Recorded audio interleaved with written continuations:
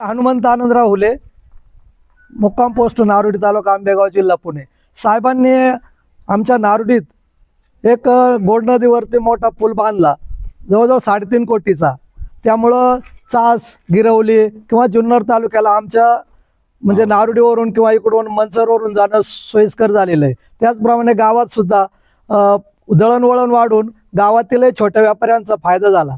त्याचप्रमाणे आमच्या इकडे काळवट वस्तीमध्ये तसं नारोडीत पूर्ण प्रत्येक वस्तीवरती डांबरीकरण झालेलं आहे, चांगले रोड झालेले आहेत। पूर्वी अजिबात चांगले रोड नव्हते। त्याचप्रमाणे आमच्या इथे अतिवृष्टी झाली आणि त्यामध्ये काळवट रुईमाळ या वस्तीला जोडणारा एक असा छोटा पूल नव्हता, परंतु तिथे एक मोरी टाकून पूल केला होता, मातीचा बारवा टाकून, परंतु त्या अतिवृष्टीमध्ये तो वाहून गेला।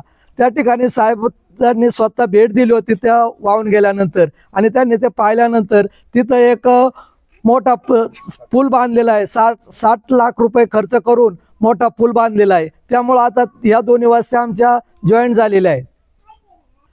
त्याचप्रमाणे आता हा उजव्या कॅनलला नेहमी पाणी असतं उन्हाळभर, आणि त्याचं थोडं पर्क्युलेशन आमच्या ओढ्याला होतं, आणि आमचं हे पूर्ण गाव बागायत आहे। आम्हाला 12 महिने म्हणजे फार मे महिन्यात, एप्रिल महिन्यात सुद्धा आमच्या सर्व महिला ओढ्यावरती कपडे धुण्यासाठी जातात। 12 महिने पाणी असतं, भरपूर पाणी आहे, त्यामुळं बागायत आहे।